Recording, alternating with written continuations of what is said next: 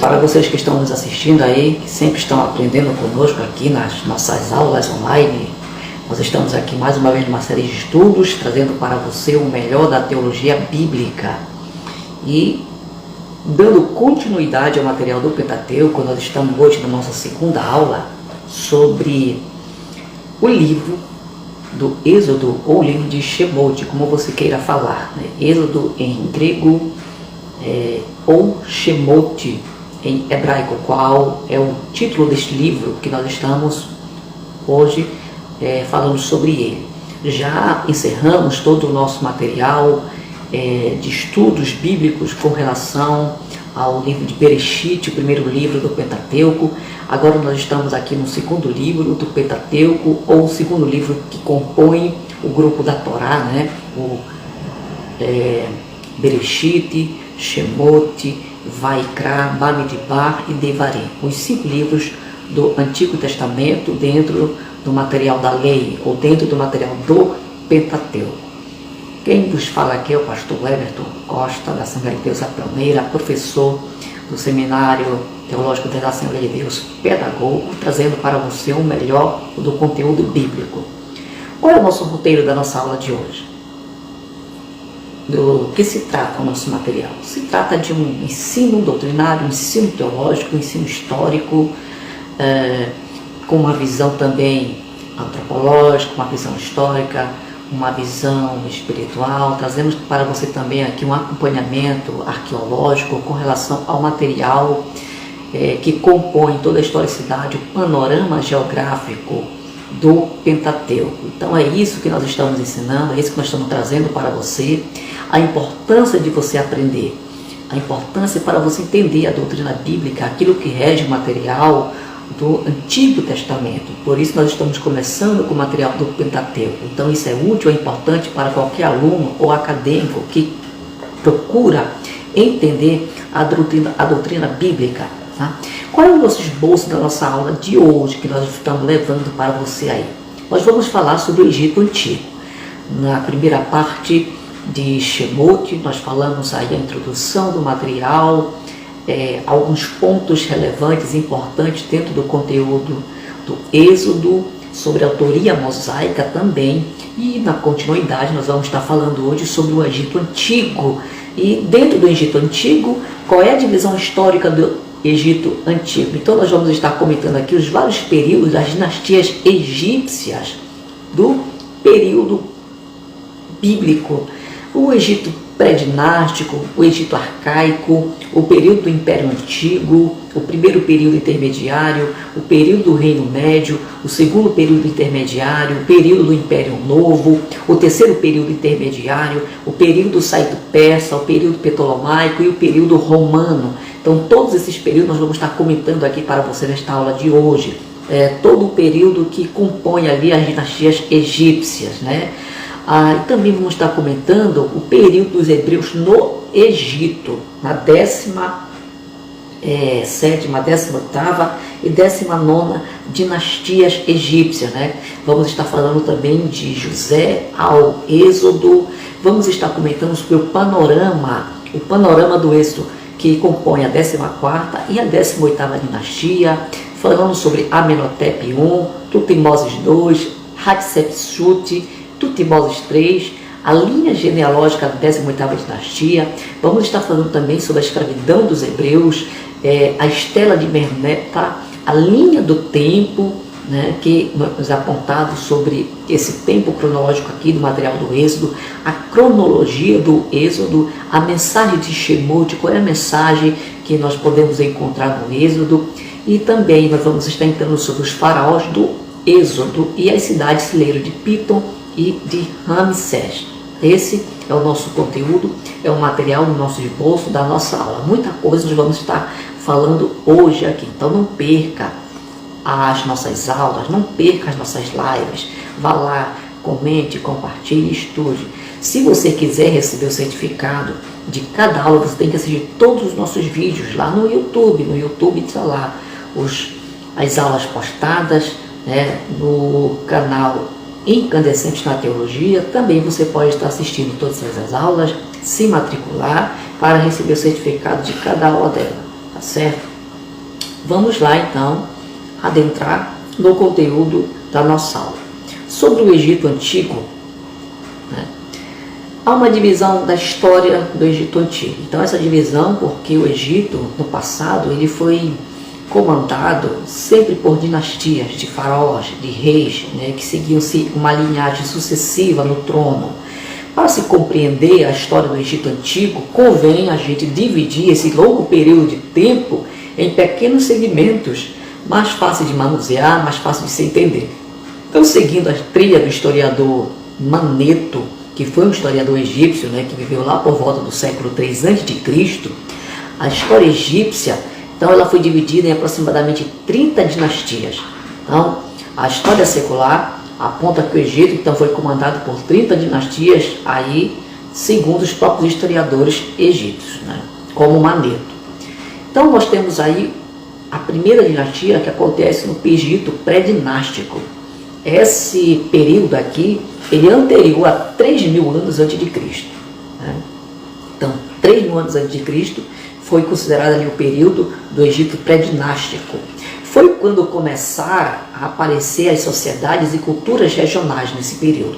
A agricultura, a cerâmica e a construção de monumentos de pedra foram estabelecidos no final desse período.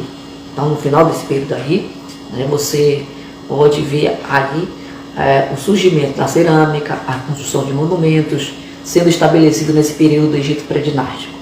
As confederações mais livres finalmente deram abertura a poderes mais centralizados. Também é um ponto que é muito relevante desse período pré-dinástico aqui que aconteceu.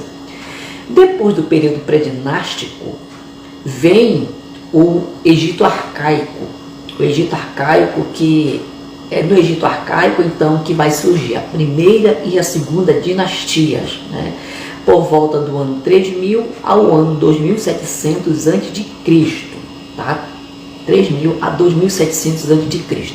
Você pode também estar encontrando esses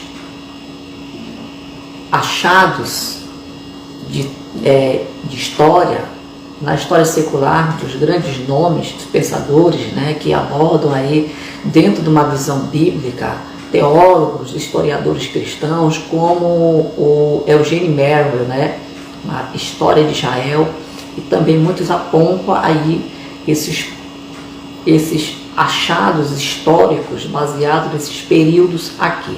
O Egito Arcaico, como eu já falei, tá?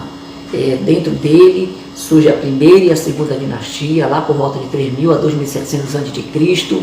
Então vem Meni, né? O Menes foi um governante quase lendário do sul do Egito nesse período. Ele que estabeleceu então a primeira dinastia, o faraó Mene. Né? Mênfis tornou-se a capital e os faraós preocupavam-se em manter seus extensos reinos. Foi um período de crescimento, né? Aqui quando o Império Egípcio está se estabelecendo realmente como um poderio muito grande. Os hieroglifos, estilo egípcio distintivo na arte da escrita, se consolidaram nesse período. O que foram os hieroglifos, né? A maneira da escrita egípcia, que ela é conhecida desde então, com muitos achados arqueológicos. Depois desse período veio o período do Império Antigo. O Império Antigo, que já é por volta da terceira até a sexta dinastia. Então, terceira dinastia, quarta dinastia, quinta e sexta dinastia egípcias fazem parte do Império Antigo, que começa por volta de 2700 a 2160 a.C. Tá? Então, aí aproximadamente 640 anos, 2700 a 1160, vai dar até menos isso aí, né? Uns 540 anos. Então, 540 anos do Império Antigo ali no Egito. Foi nesse período, então, no período do Império Antigo no Egito, que as pirâmides e a grande esfinge vão ser construídas, né, pelos faraós desse período aí. Os estudos em medicina, então, também vão florescer nesse período aí, as obras como os Provérbios de Ptah-hotep, né, foram produzidas, são conjuntos de literaturas que foram encontrados, que fazem parte desse período do Egito Antigo. Tá? Os faraós nesse período aqui também, eles aventuraram-se em campanhas militares fora do Egito, no Sinai e na Líbia. Por quê? Porque é um período em que essas nações estão se tornando potentes, poderosas, e para tornar-se realmente grandes impérios, sempre partiu em busca de conquistar novos territórios, ou de conquistar nações menores para tornarem-se vassalos, a fim de que angariassem mais impostos, e assim, nesse período, o Egito então vai se tornar uma grande potência, porque vai estar dominando todo o mundo daquele tempo ali, né? Os faraós vão se tornar grandes reis de domínio em escala mundial naquele período. E depois do período do Império Antigo, lá de 2700 a 2160 a.C., vai surgir o primeiro período intermediário ali das dinastias egípcias. E no primeiro período intermediário é que vai ter então a 7ª a 10ª dinastia. Então da 7ª a 10ª dinastia vai ser de 2160 a 2010 a.C. Aproximadamente o quê? 150 anos. 150 anos dessas dinastias. 7, 8, 9, 10. 4 dinastias dominaram então entre 150 anos. O que vai acontecer no primeiro período intermediário? A autoridade central entrar em colapso. As dinastias entraram em competição e os senhores locais exerciam influências em várias áreas. Então vejam só, além de ter um soberano que mandava na terra do Egito, existiam também os senhores feudais, os fazendeiros, né? Os senhores locais, os chefes de tribos, chefes de grupos nômades, chefes de cidades, vão ter grandes influências em várias áreas, na área política, na área econômica, na área rural. E esse período, então, vai ser um período de grandes produções e obras significativas de uma literatura pessimista, né? Então vejam só, que a literatura é uma literatura pessimista nesse período, né? Depois desse primeiro período aí, intermediário, vai surgir então o período do Reino Médio. Já no período do Reino Médio, que compõe a 11ª dinastia até a 12ª dinastia, que vai ser de 2010, que é o período intermediário. O outro já vai ser de 2106 aproximadamente a 1786 a.C. Então vejam só, o período do Reino Médio, ele sobrepõe-se, né, sobre o primeiro período intermediário. Então, ao mesmo tempo em que está acontecendo o primeiro período intermediário, também já começa a acontecer o período do Reino Médio, porque ele vai de 2106 a.C., enquanto o primeiro período intermediário ele começa de 2160. Ele começa de 2160 e vai até 2010. E enquanto o período do Reino Médio começa a 2106, né? 2106. Então ele começa quase um século antes do encerramento do primeiro período intermediário. Então vejam só, no período do Reino Médio aqui, os faraós eles restabeleceram a autoridade central e o administrador José trouxe muitas terras egípcias para o controle direto do faraó.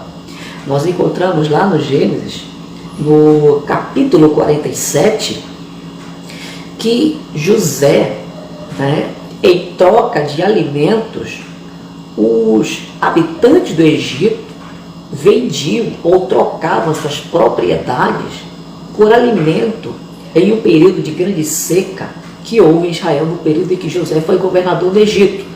Então nós encontramos isso aí lá no Gênesis capítulo 47, que narra isso aí. Então com estas ações, José, vizir do faraó, ele conquistou muitas propriedades para o Egito, para a corte, né? Nesse período, tornando o faraó uma pessoa riquíssima, além do que ele já era. Então, até alguns historiadores, de fato, sugerem que José teve uma participação significativa na extinção do poder feudal egípcio, tá ok? Quer dizer, no período de José não tinha os senhores que comandavam as terras, era José que era a autoridade máxima nas terras do Egito, assim, depois do faraó. Então, abaixo do faraó só tinha Moisés, tá ok? Nós estamos falando aqui do período do Reino Médio. E depois do período do Reino Médio, vai surgir o segundo período intermediário, que já começa, né, ali, entrando a 13ª dinastia e até a 17ª dinastia. Sempre 4 dinastias vão estar fechando ali um período. Então vejam só, aí já começa de 1786 até 1550 a.C.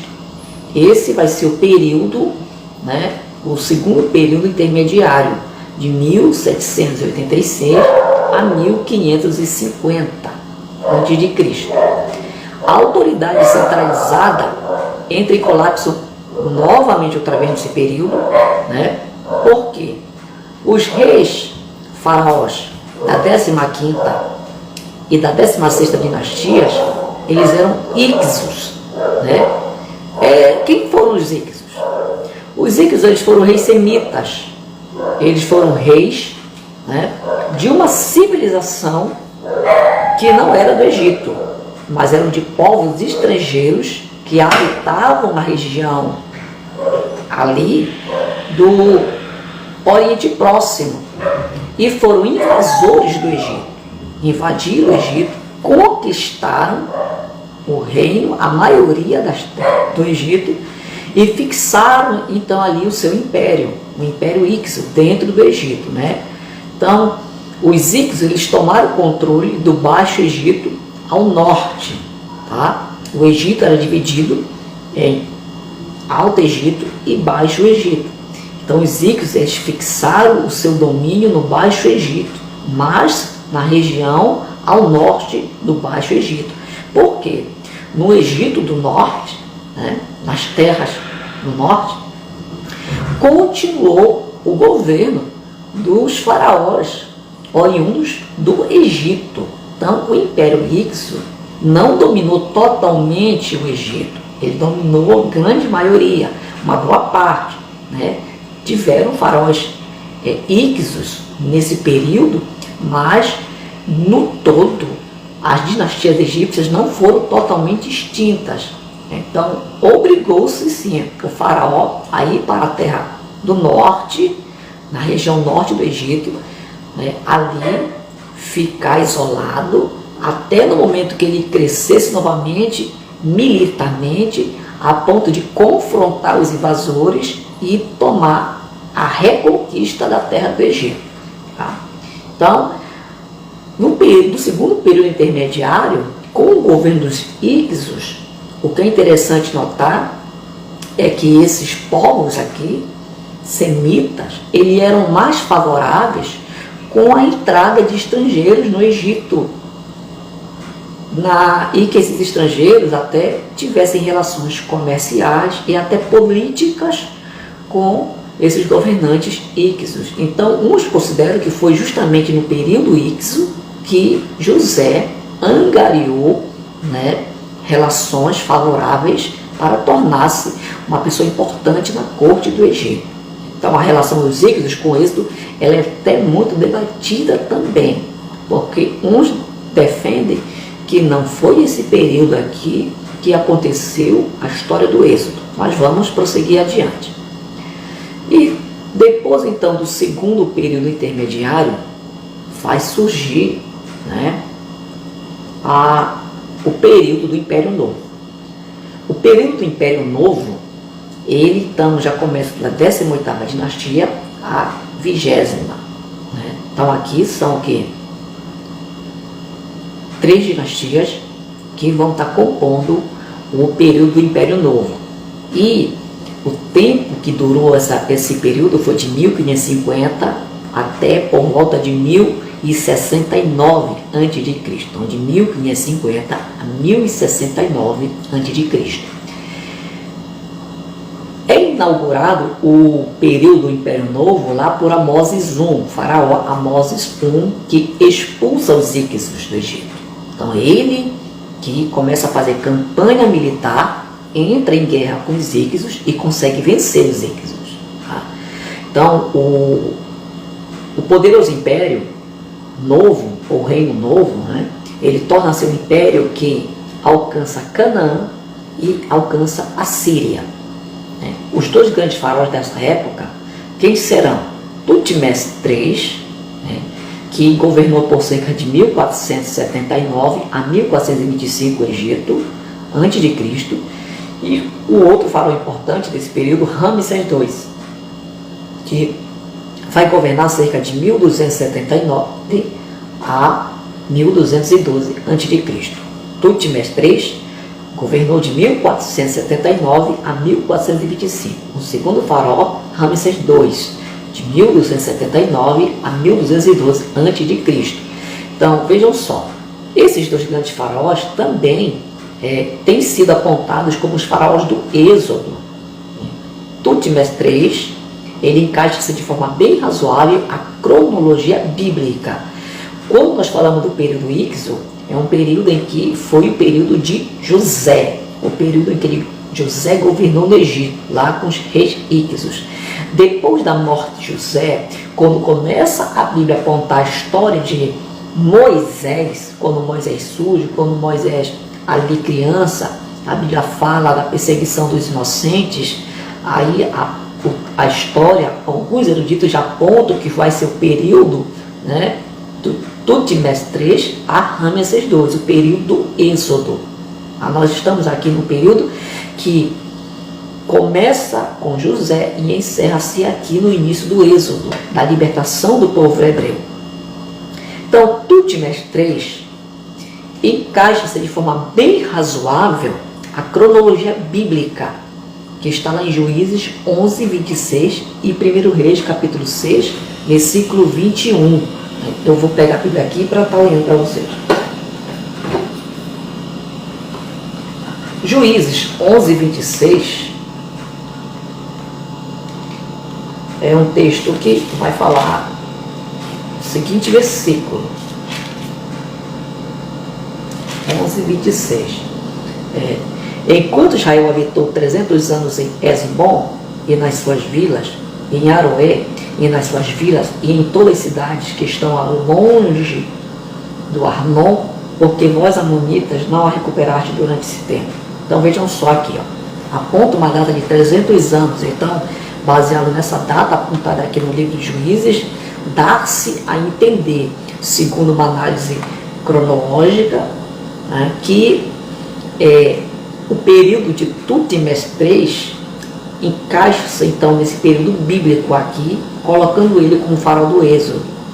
E Ramsés também aparece muito tardiamente para esse esquema cronológico. Tem esses poréns que nós podemos estar elencando aqui na história. Tá certo?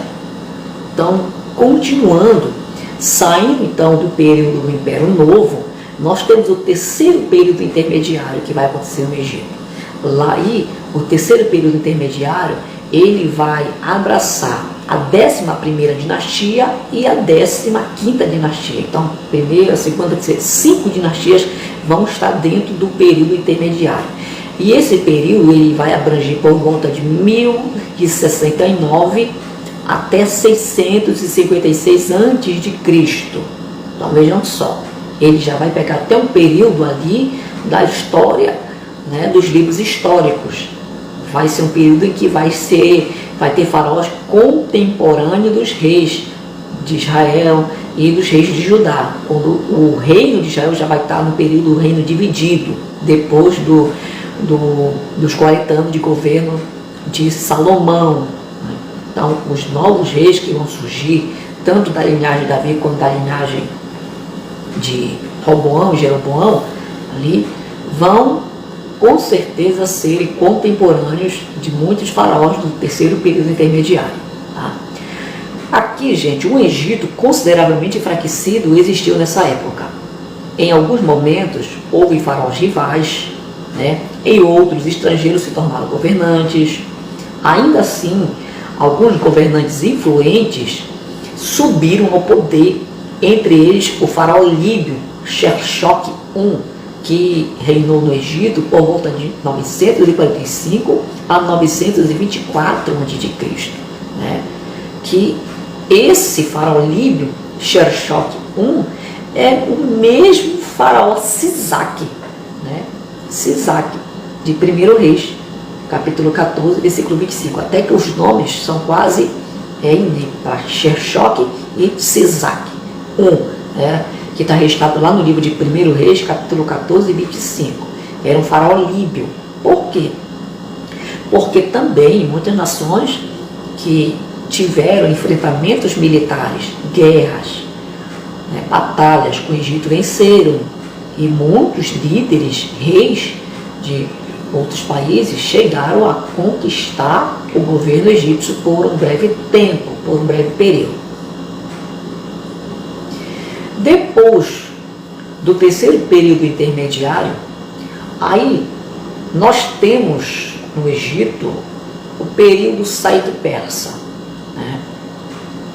No período saído-persa, nós já começamos aí a 26ª dinastia até a 30ª dinastia, né? Então 6, 7, 8, 9, 10. Mais 5 períodos de governos egípcios no período persa saído.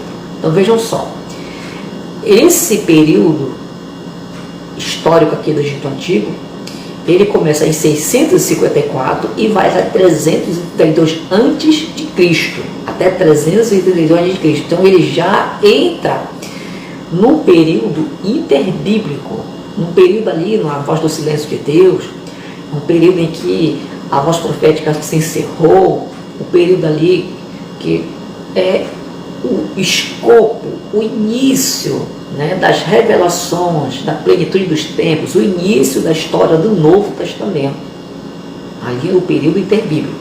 Então, lá, porque o período interbíblico começa 400 anos antes de Cristo, e aqui o período persa-saíta, ele encerra-se em 332 a.C. Então vamos lá. E às vezes também se inclui aqui no período saído-persa a 31ª dinastia. Às vezes se incluem aqui, né? Na esperança de impedir o poder crescente dos babilônios e dos medos, o saíta Neco II, o faraó Neco II, né, que governou o Egito lá por volta de 610 a 595 a.C., ele conduziu seu exército para o norte, né, por dentro de Israel, derrotando e matando o rei Josias de Judá nessa jornada. Foi um período em que Neco estava lutando contra os reis, né, assírio, e muitos dos inimigos do Egito nesse período pediram até ajuda para os reis de Israel, de Judá. E você percebe aí que os inimigos do Egito pediram ajuda para o rei Josias. E Josias foi para uma batalha que não era para ele, né? Inclusive foi profetizado que se Josias fosse para essa batalha, ele morreria. E Josias morreu, né, porque entrou numa guerra que não era para ele ter ido. Então aconteceu isso aí. Então vejam só, o faraó Neco, né, contemporâneo do rei Josias, aqui no período saído-persa.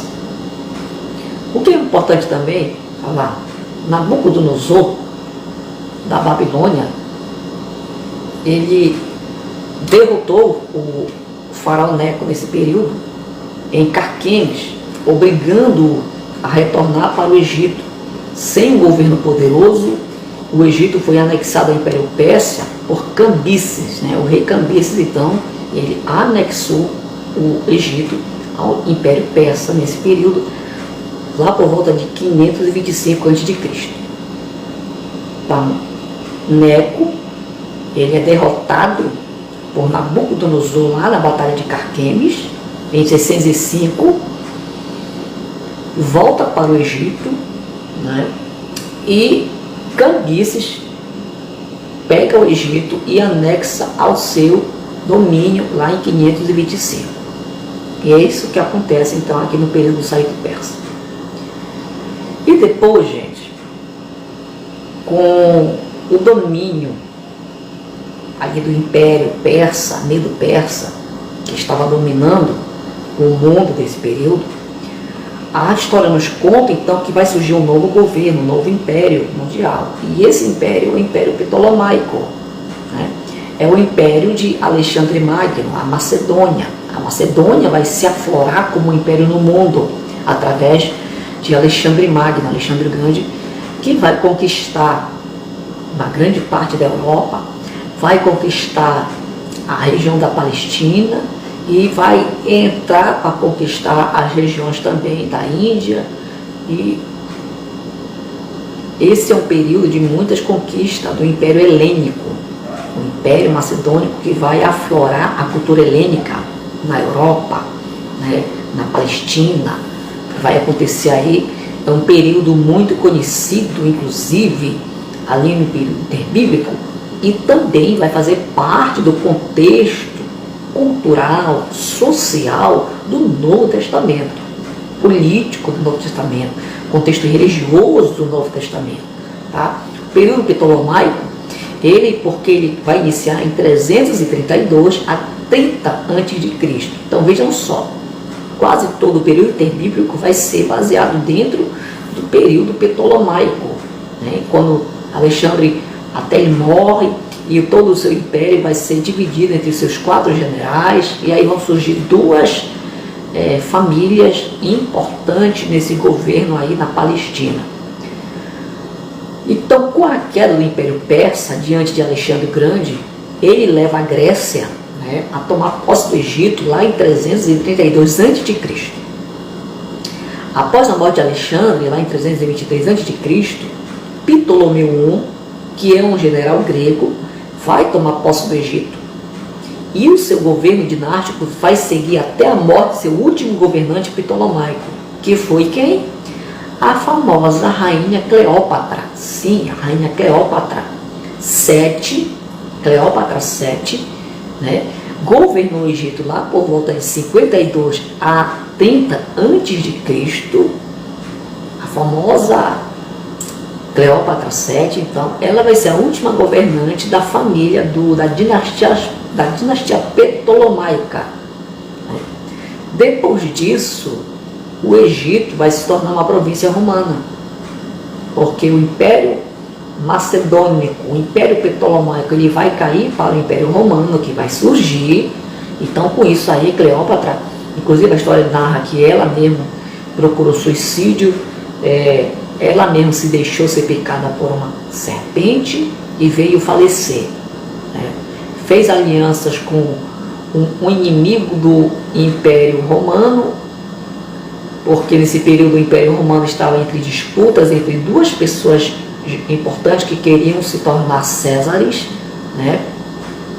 E a Cleópatra se tornou então aliada de Marco Antônio, que vai perder a batalha. E na derrota, Marco Antônio perde a batalha e aquele que o vence torna-se então o primeiro César do Egito. Cleópatra então, ela volta para o Egito, né? E depois o Egito cai nas mãos de Roma, tornando-se uma província romana. E aí então vem o período romano, né, que começa então por volta do ano 30 a.C. Esse período romano aí que você consegue muito bem entender ele quando você lê já ali o contexto do Novo Testamento, que já está dentro do período romano, com forte influência helênica ainda, trazendo à memória o período ptolomaico, que nós encontramos nos textos dos evangelhos e nas epístolas do Novo Testamento. Então vamos lá. que muito tempo, porque por muito tempo se ocultou ou se negou a existência de faraós negros no Egito. Isso aqui, eu estou trazendo para vocês aqui uma questão, gente, que aflora muito hoje na história secular. É porque quando nós pensamos no Egito, quanto muitos historiadores também falam do Egito, fala-se no Egito de uma distinção tamanha, como se o império do passado, no império das civilizações antigas, somente o Egito fosse o império a ser considerado. Não leva-se em considerações que também muitos países, muitas civilizações do passado também tiveram impérios dominantes, reis que surgiram, imperadores que surgiram, né, que fizeram força diante do Egito. E quando se pensa no Egito, é como se o Egito fosse uma nação diferenciada que nem pertencesse à África. E quando se fala de Egito, nós temos que entender que nós estamos falando aqui de um império que surgiu dentro do continente africano. Um continente africano que é apontado como uma África negra, porque a maioria dos países que compõem ali o continente africano são negros, né? Da etnia, raça, línguas.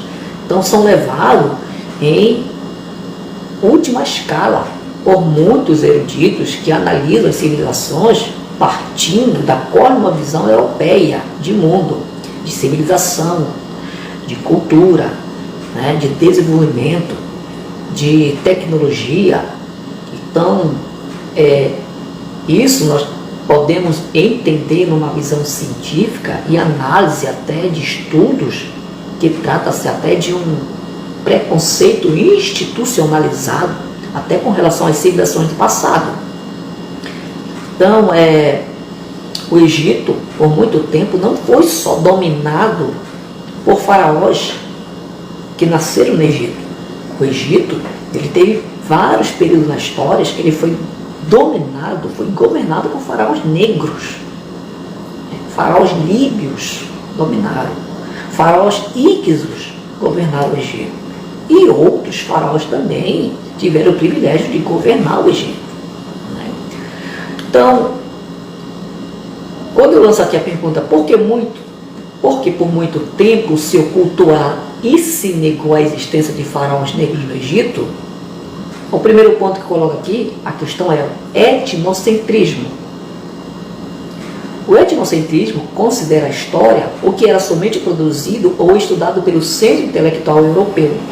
Então, o centro intelectual europeu, que é uma cultura branca, uma cultura eurocentralizada, começa a olhar para si e colocar-se no estado de panorama, de paradigma, de modelo, né, para as demais civilizações. E aí, a partir do que a Europa produziu de conhecimento, partindo do que a Europa entendeu por ciência, por civilização, visão cosmológica, visão antropológica, visão filosófica, visão filológica, olha para as outras civilizações que não compõem o velho continente. Então essas civilizações são relevadas o quê? A civilizações primitivas, como se o que elas produziram fosse algo defectível ou algo incompleto que precisa da Europa para serem corrigidos. Então isso é um erro grotesco quando se trata do mundo antigo e essa visão eurocêntrica que tem afetado muito o entendimento das demais civilizações. O segundo ponto que eu levanto aqui é por causa da negligência histórica causada pelo racismo pseudocientífico. Enquanto um ponto é o etnocentrismo, o segundo ponto, negligência histórica, que é oriunda do racismo pseudocientífico. O racismo pseudocientífico que vem exercer sua influência máxima lá no início do século XX, né, quando eruditos, cientistas, inclusive, né, relegavam, não aceitavam até outros historiadores fora da Europa. É como se o conhecimento deles não fosse levado em consideração, não fosse importante, porque não estudaram na Europa, não formaram escola dentro do continente europeu, mas muitos estudiosos, existem muitos eruditos de conhecimento, de peso, que estudaram, se desenvolveram dentro do continente africano, mas que essas vozes foram relegadas ao silêncio por causa desse racismo pseudocientífico. Terceiro ponto que eu quero colocar aqui para vocês é que também, para muitos historiadores, biólogos, a história geral da África é uma história de raça inferior, é o que tenho dito. Então, se a Europa se consideraria uma raça superior, as demais civilizações são raça de terceiro mundo, raça inferior. E nós podemos entender que não existe uma raça superior da outra. Existem pontos de vista diferentes. Existem tecnologias que são diferenciadas conforme uma cosmovisão, conforme um aprendizado de uma cultura em detrimento da outra, mas isso não quer dizer que uma raça vai ser inferior à outra naquilo que ela produz ou naquilo que ela entende, porque cada uma vive o seu tempo, vive o seu espaço social, vive a sua metodologia do seu cotidiano baseado nas suas crenças, baseado na sua religiosidade, baseado naquilo que ela interpreta do mundo, né? E isso as suas gerações vão passar adiante. Então não quer dizer que a maneira que uma civilização pensa é superior à outra ou inferior à outra. O quarto ponto que eu coloco aqui é que, porque mantinham a ideia de a África não ter passado, não ter história, não ter civilização. É como se nação civilizada fosse tão somente os países que surgem ou na Europa, né? Que tem produção cultural, que tem produção intelectual, que tem a medicina mais aflorada, só que se esquecem que muito do entendimento que foi realizado no passado com relação à linguagem, com relação à medicina, surgiu na Ásia, surgiu na África, surgiu no Oriente Próximo, ali, a matemática, a medicina. Então, muitas coisas, a Europa, ela tomou posse e só fez algumas melhorias, mas isso não quer dizer, então, que a África e outros países não são nações que não têm história, né? São nações que têm história, são nações que têm um passado, que têm reconhecimento e são, sim, nações civilizadas. E o último ponto é que a civilização ocidental, ela sempre foi considerada a verdadeira civilização. Então, quando se analisa sempre uma civilização, ou quando você vai fazer uma pesquisa de campo, sempre você está amarrado a um componente teórico, você está amarrado sempre a um referencial teórico. Você sempre vai dialogar com alguém que já disse alguma coisa sobre algo. Então, quando você está iniciando a sua pesquisa de campo, você não tem voz. Você tem que falar o que já foi dito em algum livro, falar o que tem se pensado em algum livro, tá?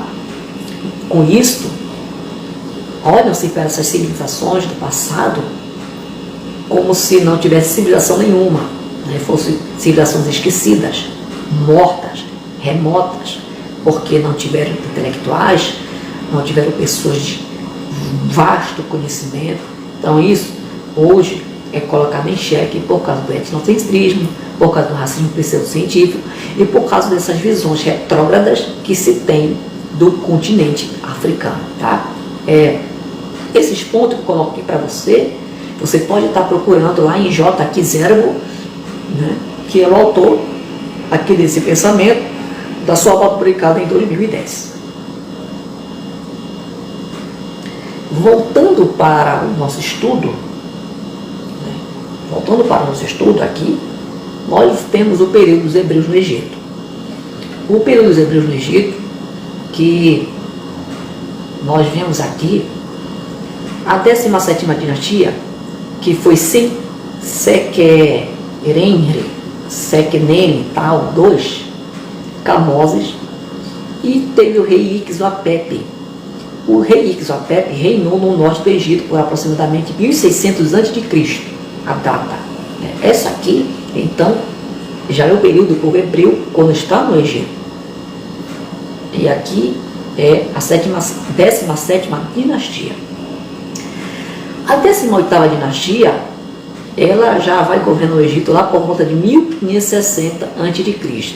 Então aqui já é um mapeamento que eu tiro ali do Eugenimero, tá? De história de Israel nos tempos do Antigo Testamento, um livro que você encontra na Casa Publicadora da Assembleia de Deus, na CPAD.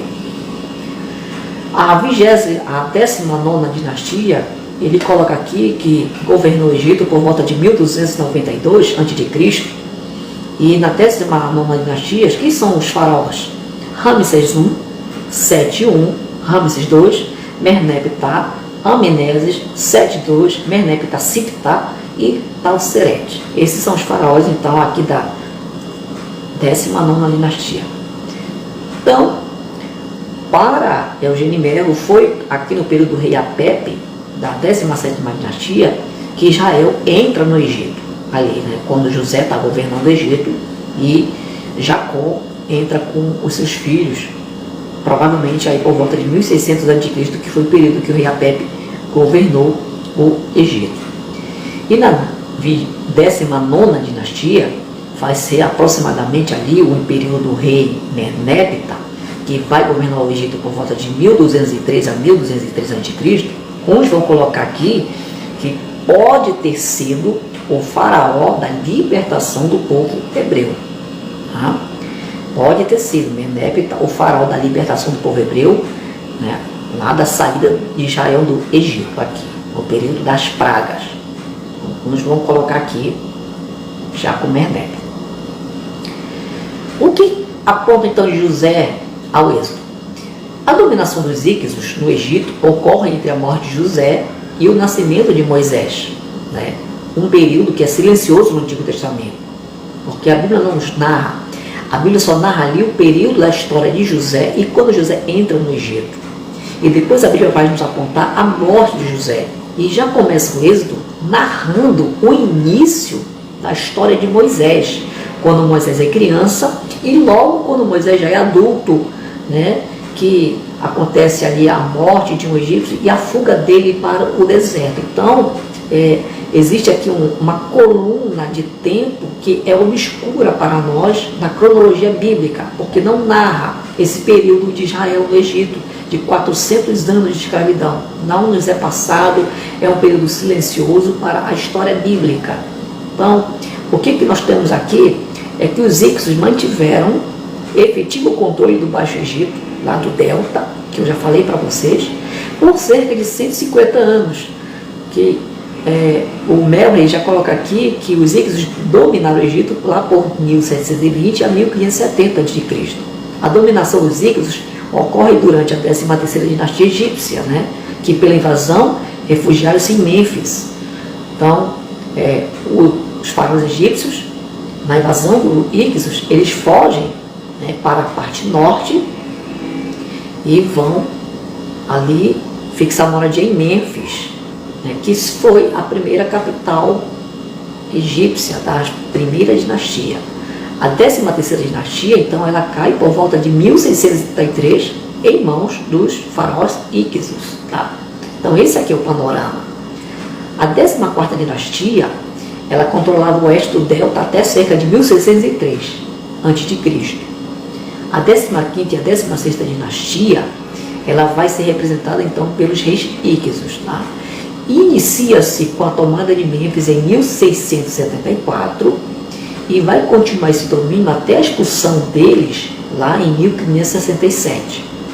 1567, então, que vai ser o período que os Íxodos vão ser expulsos, né, do Egito. E aí vem a 18ª dinastia, fundada por Amoses, que é o faraó que expulsa os Íxodos.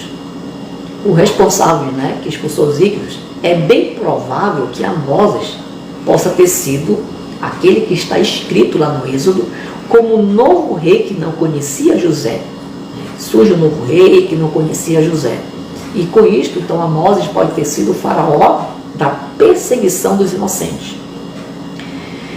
Ele havia, afinal, expulsado os Íxodos, um povo bastante aparentado com os hebreus, e pode ter ficado receoso de que a rápida multiplicação multiplicação destes pudesse se constituir uma séria ameaça ao seu recente governo e autoridade.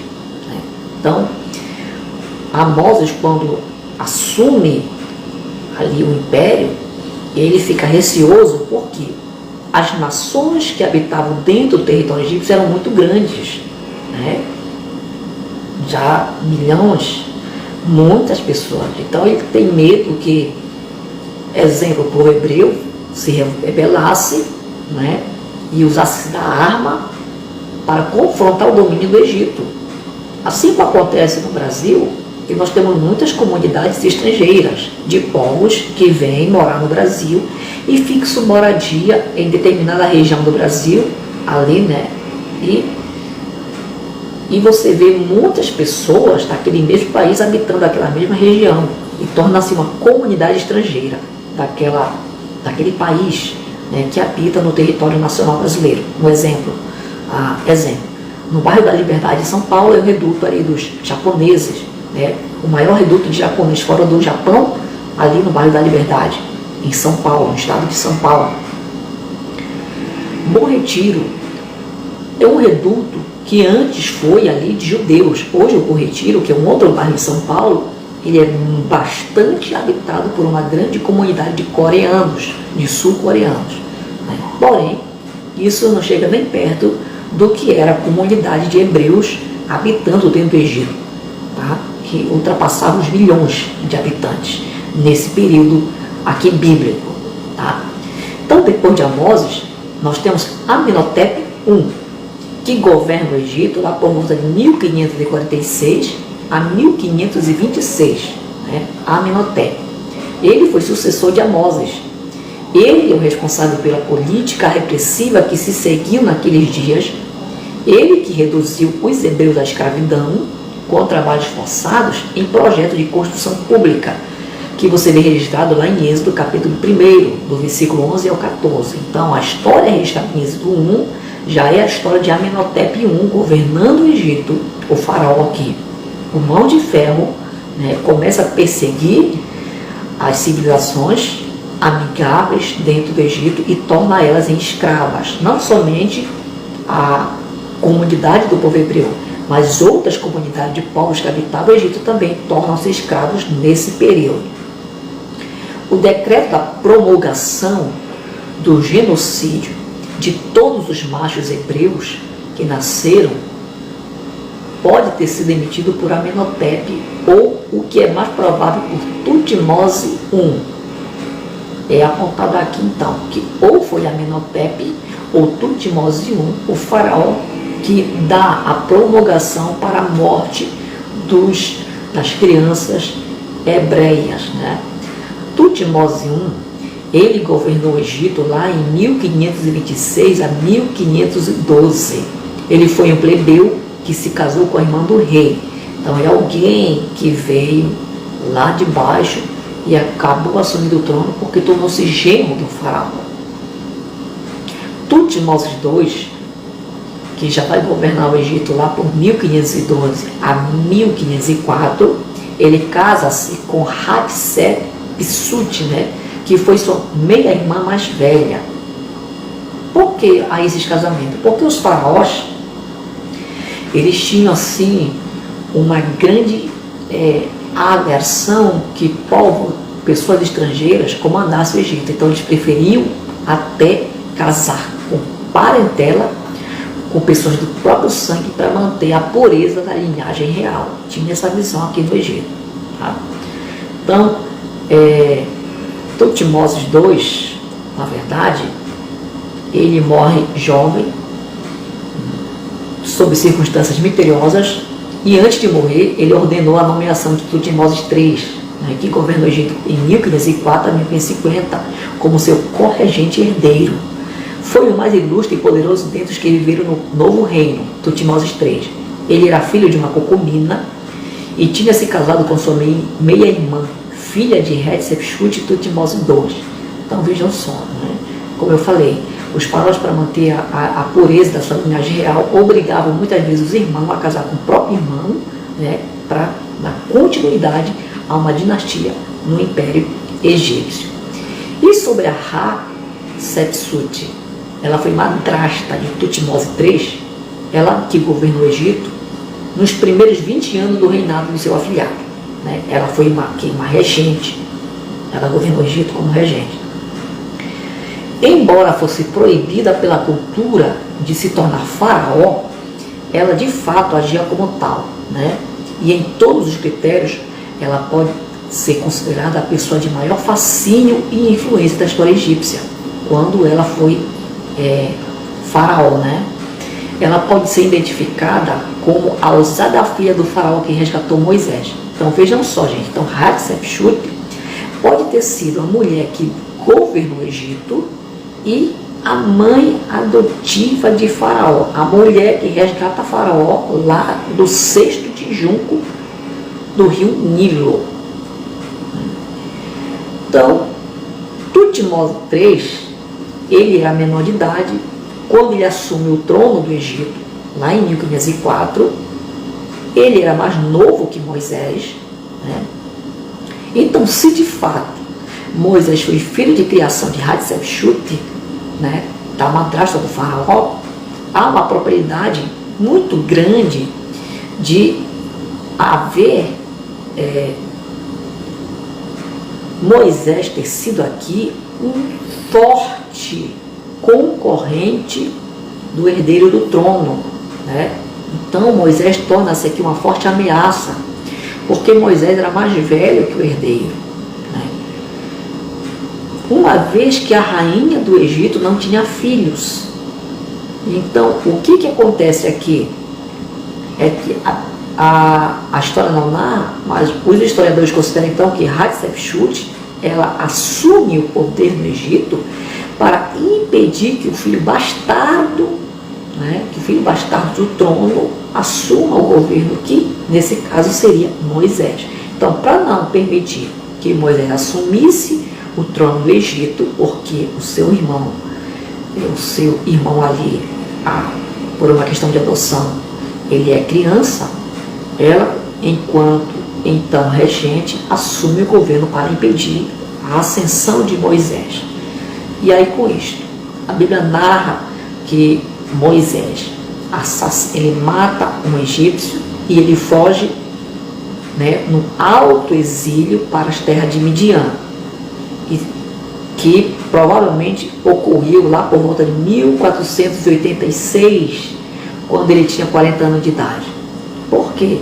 Porque a data provável da história da chamada de Moisés até a sua apresentação ao faraó, nós já colocamos aqui sobre a questão da cronologia que a data provável foi por 1445 ou 1446. Então, 40 anos Moisés ficou só habitando em Midian. Então, a sua fuga do Egito acontece então lá por volta de 1486 a.C. Então aqui nós estamos na linha genealógica da 18ª dinastia. Então você vê aqui Amoses, né, que ele foi um general egípcio que retoma o Egito dos Hicsos e que escraviza o povo, que está lá no Êxodo capítulo 1. Dele, né, casa-se com Nefertati, irmã de Amós, que se casa com ele para manter a linhagem pura e impedir que os novos estrangeiros assumissem o poder. Do casamento entre Amós e Nefertati, né, surge Meritamun, né? E Meritamun, ela casa-se com Amenhotep I. Amenhotep I é filho de Amós com Nefertati, né? E ele, o Amenhotep, ele é obrigado pelo pai a se casar com a sua irmã para manter a linhagem pura. Amenhotep, né, ele é pai de Tutmose I, e Tutmose I vai casar-se com Amose.